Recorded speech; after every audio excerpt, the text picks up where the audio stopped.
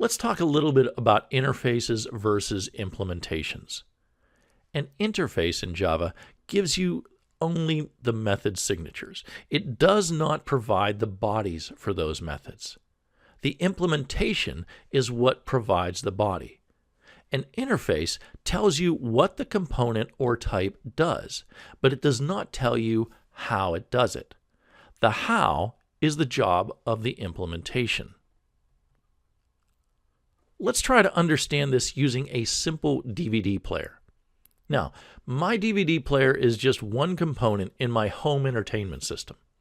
The interface of my DVD player is what I see. It's the buttons and the controls on the player that I have to push and turn and fiddle with to get it to work.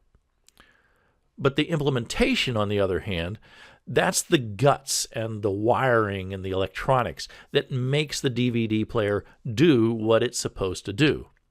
Not only can I not see this when I'm using my DVD player, but quite frankly, I don't want to see it. Okay, it's hidden from me, just like the code for the ArrayList class is hidden from the programmers who are using a list.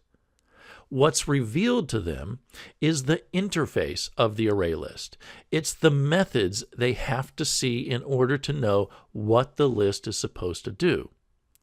And if they're not sure how to use those methods, even after looking at the method signatures, well, they're going to have to do the same thing I would have to do if I didn't know how to use a control or a knob on my DVD player.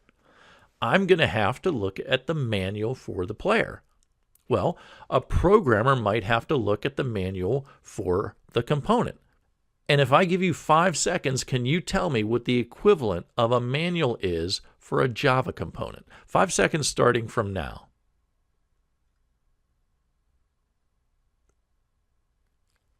Ready? It's the Java API for that component. If I want to know how to use a list, I just type in Java API list into Google and bam, I get everything I need to know. I don't have to look at the source code. I don't have to know the details of how it's implemented. The API tells me everything I need to know. So what are some other reasons we might separate the implementation from the interface? Well, aside from the need to know argument that we just talked about, someone might want to implement your interface in more than one way. Why would somebody want to do that? Well, that's a good question. Let's look at it from the perspective of the DVD player. Let's assume that we have 2 different DVD players with the same interface, but different implementations. When you press play on both of them, it plays the DVD. When you press stop, it stops it. Since the interface gives you access to the features of the DVD player, we'll assume that both DVD players have the exact same features. Well, if that's the case, why might you prefer one implementation over the other? Please pause the video and see if you can answer this question.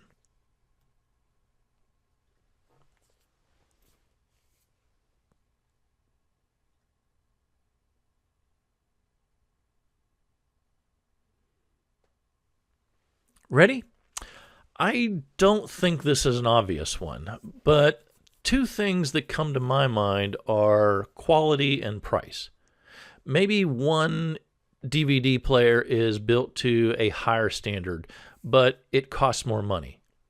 The other is built to a lower standard, and it costs less money, obviously. This is something we wrestle with all the time as consumers. Do we spend more and get a higher quality item, or do we spend less and save money? But what about other differences? I mean, what if player A and player B cost the same price, but what if player A could search forward and backwards faster than player B? On the other hand, what if player B seemed to have higher quality connectors that seem to make the picture and audio just a tiny bit better? Which one should you go for? Well, it might depend on your needs, and that's the point. That's why you might want to have multiple different implementations for the same interface. We have the same thing in the software world. We have components with one interface, but sometimes multiple implementations. The list interface can be realized by a linked list or an array list. They both have the exact same interface, which means they have the exact same functionality. However, in the programming world, different implementations usually mean same behavior but different performance. And it's the same as the DVD player example. Sometimes you have to make a trade-off that depends on your particular needs.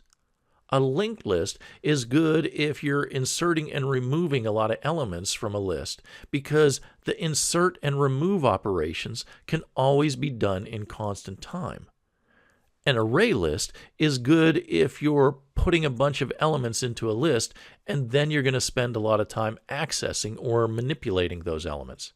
It just depends on what you need. Let's take a look at the difference between an interface and an implementation in Java. The first thing to notice is that Java uses the keyword interface for the interface, while an implementation is just a regular class. The interface only holds the signatures of the public methods. It has Java docs that tell you how those methods behave. The implementation has private instance variables or fields that are manipulated by the methods. An implementation also has a constructor. Note that a typical implementation would also have Java docs in it. However, there are ways to effectively pull the Java doc from the interface so that you can use it in the implementation without duplicating it. Here are some of the methods in a list interface. These are the methods that every list, array lists, linked lists, and customized lists have to support. And here are the descriptions of those methods. You can see detailed descriptions if you go to the official Java API for list. I think most of these methods are straightforward. For example, the add method just adds an element to the end of the list. Let's trace through some code that involves the add method. Suppose we start with a list object that has 9 elements in it. The list is an object, so it's going to be on the heap. Suppose we have a local variable named list that refers to our list object. The local variable is going to be on the stack. All right, now I call the method add on the list object, passing in j as an argument. If I give you 5 seconds, and that's really all you should need, how does the state change from state 1 to state 2?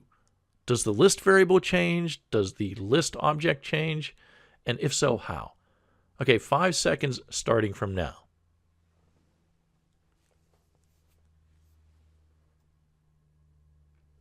Okay, this one's pretty easy.